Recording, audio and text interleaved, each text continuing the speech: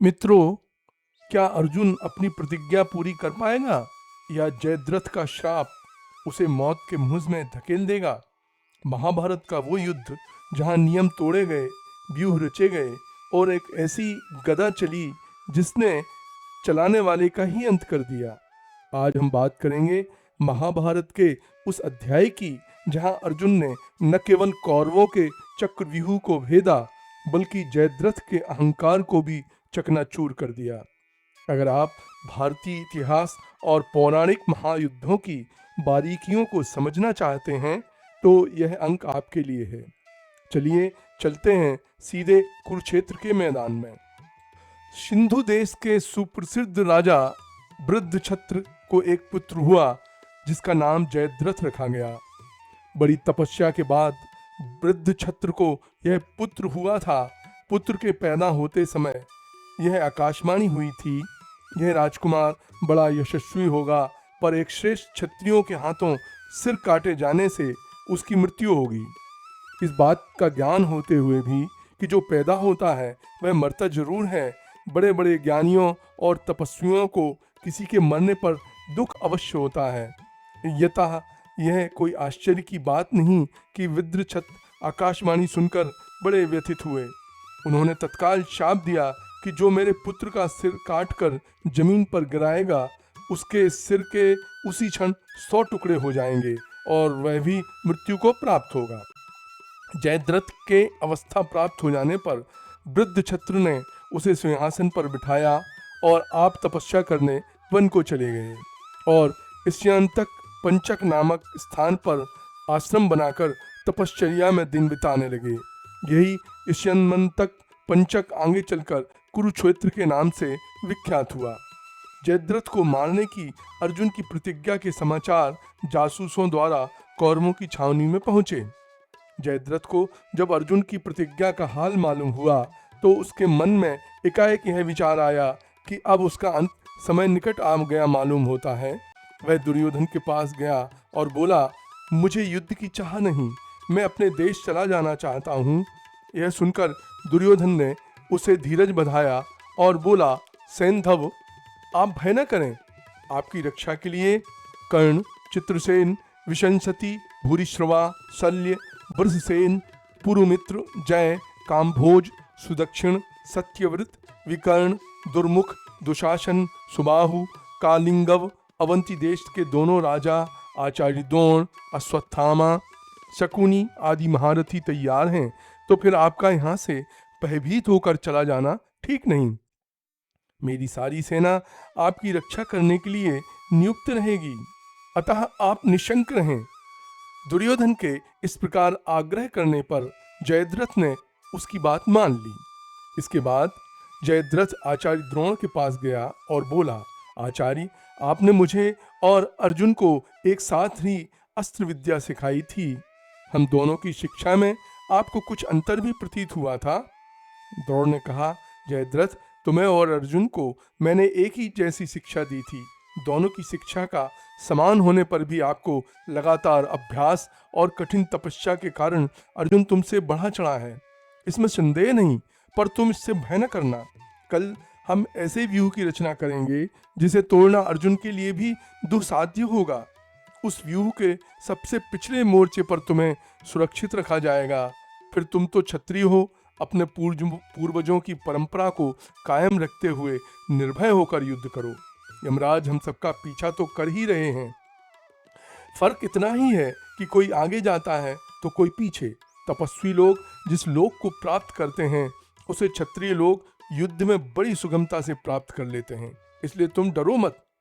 सवेरा हुआ। शस्त्रधारियों में श्रेष्ठ आचार्य द्रोण ने सेना की व्यवस्था करने में ध्यान दिया। युद्ध के मैदान से 12 मील की दूरी पर जयद्रथ को अपनी सेना एवं रक्षकों के साथ रखा गया। उसकी रक्षा के लिए भूरिश्रवा, कर्ण, अश्वत्थामा, शल्य, वृषसेन आदि महारथी अपनी सेनाओं के साथ सुसज्जित तैयार थे।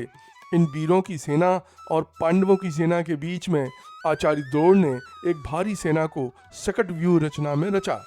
सकट व्यूह के अंदर कुछ दूर आगे पद्म व्यूह बनाया, उससे आगे एक सूची मुख व्यूह रचा इसी सूची मुख व्यूह के बीच में जयद्रथ को सुरक्षित रूप से रखा गया। शिखर व्यूह के द्वार पर द्रोणाचार्य रथ पर खड़े थे। उन्होंने सफेद वस्त्र धारण किए थे। उनका कवच भी सफेद रंग का था और माथे पर उन्होंने सफेद सिरशास्त्र पहन रखा था। इस शुभ वेश में द्रोणाचार्य अपूर्व तेज के साथ प्रकाशमान हुए। उनके रथ में भूरे रंग के घोड़े जुते थे। रथ पर जो ध्वजा फहरा रही थी उसमें वेदी का चित्र अंकित था और मृगछाला लगी हुई थी। हवा में उस ध्वजा को फहराते देखकर कौरवों का जोश बढ़ने लगा। व्यूह की मजबूती को देखकर दुर्योधन को धीरज बंधा। धृतराष्ट्र के पुत्र दुमर्शन ने कौरव सेना के आगे अपनी सेना लाकर खड़ी कर दी। उस सेना में 1000 रथ, 100 हाथी, 3000 घोड़े, 10,000 पैदल और 1500 धनुर्धारी वीर सुव्यवस्थित रूप से खड़े थे। अपनी इस सेना के आगे रथ पर खड़े दुमर्शन ने शंख बजाया और पांडवों को युद्ध के लिए ललकारा। कहाँ है वह अर्जुन जिसके बारे में लोगों ने उड़ा दिया कि वह युद्ध में हराया नहीं जा सकता? कहाँ है वह? आए तो सामने। अभी संसार देखता है कि वह वीर हमारी सेना से टकराकर उसी तरह टूट जाता है जैसे पत्थरों से टकराकर मिट्टी का घड़ा। अर्जुन ने यह सुना और दुमर्शन की ओर अपनी सेना के बीच अपना रथ खड़ा कर दिया और शंख बजाया, जिसका अर्थ था कि उसे चुनौती स्वीकार कर ली है। उसके जवाब में कौरव सेना में भी कई शंख बजने लगे। केशव, जरा उधर रथ चलाइए जहां दुमर्शन की सेना है। उधर जो गज सेना है उसको तोड़ते हुए अंदर घुसेंगे, अर्जुन ने कहा। दुमर्शन की सेना को अर्जुन ने तितर बितर कर दिया। सेना उसी प्रकार इधर उधर बिखर गई जैसे हवा के चलने से बादल बिखर जाते हैं। यह देख दुशासन बड़ा क्रुद्ध हुआ और एक भारी गज सेना लेकर उसने अर्जुन को घेर लिया। दुशासन बड़ा ही पराक्रमी था। अर्जुन और दुशासन में भयानक छिड़ गई लड़ाई। अर्जुन के बाणों से गिरे वीरों की लाशों से सारा युद्ध क्षेत्र पट गया। बड़ा बीभत्स दृश्य था। दुशासन की सेना का जोश ठंडा हो गया और वह पीठ दिखाकर भाग खड़ी हुई। दुशासन भी पीछे हटा और द्रोणाचार्य के पास भागा। अर्जुन का रथ भी तेजी से चलता हुआ आचार्य के निकट जा पहुंचा। आचार्य, अपने प्रिय पुत्र को गंवाकर और दुख से व्यथित होकर सिंधुराज जयद्रथ की तलाश में आया हूँ। अपनी प्रतिज्ञा मुझे पूर्ण करनी है। आप मुझे अनुग्रहित करें, धनंजय ने विनती की। आचार्य मुस्कुराकर बोले, अर्जुन, आज तो मुझे हराए बिना तुम जयद्रथ के पास नहीं जा सकोगे। और दोनों में युद्ध छिड़ गया। आचार्य ने धनुष तानकर अर्जुन पर बाणों की बौछार कर दी। अर्जुन ने भी आचार्य को यथोचित उत्तर दिया। द्रोणाचार्य ने अर्जुन के बाणों को सहज में ही काट कर गिरा दिया और आग के समान जलने वाले कई तेज बाण मारकर अर्जुन और श्री कृष्ण को बहुत घायल किया। तब अर्जुन आचार्य के धनुष काट डालने के इरादे से तरकस से बाण निकाल ही रहा था कि इतने में द्रोण के एक बाण से अर्जुन के गांडीव की डोरी कट गई। यह देख द्रोण ने मुस्कुराते हुए अर्जुन पर, उसके घोड़े पर, रथ पर और उसके चारों ओर बाणों की वर्षा कर दी। इससे अर्जुन बड़ा क्रोधित हो गया और आचार्य पर हावी होने की इच्छा से कई बाणों को एक साथ तानकर छोड़ा। लेकिन पल भर में ही अर्जुन आचार्य पर फिर से हावी हो गया। बाणों की बेरोक वर्षा करके रथ सहित अर्जुन को घने अंधकार में डाल दिया। आचार्य द्रोण की रण कुशलता और पराक्रम को देखकर वासुदेव ने अर्जुन से कहा, पार्थ, अब देर लगाना ठीक नहीं, आचार्य को छोड़ चलो, ये थकने वाले नहीं हैं। यह कहकर श्री कृष्ण ने अर्जुन का रथ आचार्य की बाईं तरफ से होकर हाँक दिया और दोनों शत्रु सैन्य की ओर जाने लगे। यह देख आचार्य बोले, जा कहाँ रहे हो अर्जुन? तुम तो शत्रु को परास्त किए बिना कभी युद्ध से हटते नहीं थे, अब भागे क्यों जा रहे हो? ठहरो तो। अर्जुन बोला, आप मेरे आचार्य हैं, शत्रु नहीं। मैं आपका शिष्य हूँ, पुत्र के समान हूँ। आपको परास्त करने की सामर्थ्य तो संसार के किसी योद्धा में नहीं। यह कहते हुए अर्जुन घोड़ों को तेजी से दौड़ाता हुआ द्रोण के सामने से हट गया और कौरव सेना की ओर चल पड़ा। अर्जुन पहले भोजों की सेना पर टूट पड़ा। कृतवर्मा और सुदक्षिण पर एक ही साथ हमला करके वह उनको परास्त करके श्रुतायुध पर टूट पड़ा। चोरों की लड़ाई छिड़ गई। श्रुतायुध के घोड़े मारे गए। इस पर उसने गदा उठाकर श्री कृष्ण पर चला दी।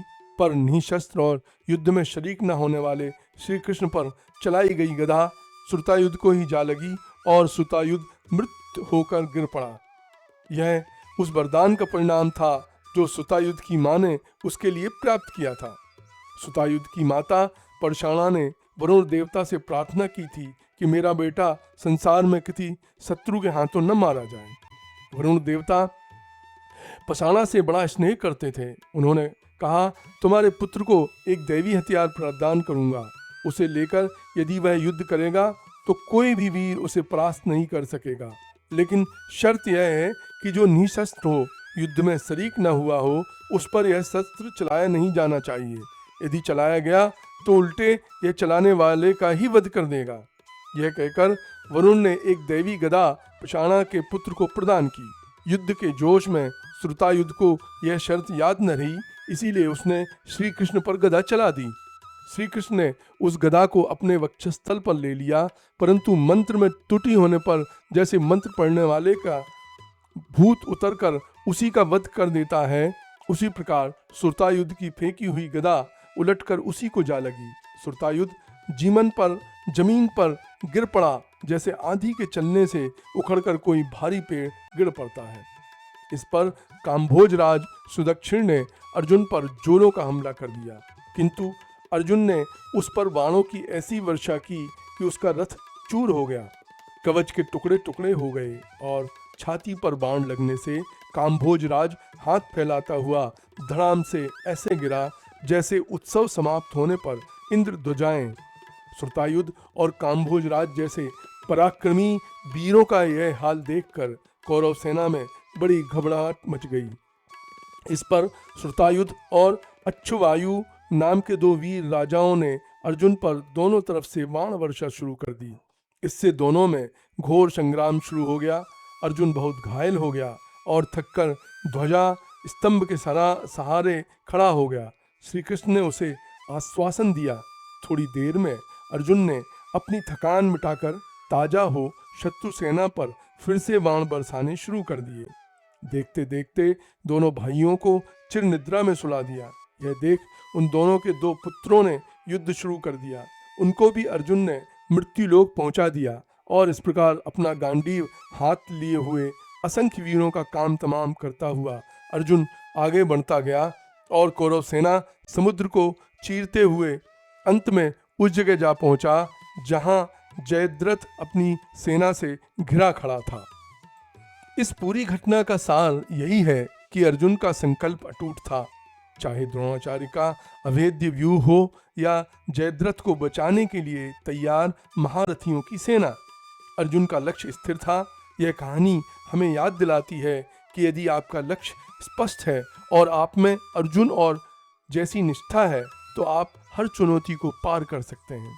अंत में अधर्म का साथ देने वाले का भाग्य वैसा ही होता है जैसा श्रुतायुध का हुआ, अपनी ही गलती से नष्ट होना।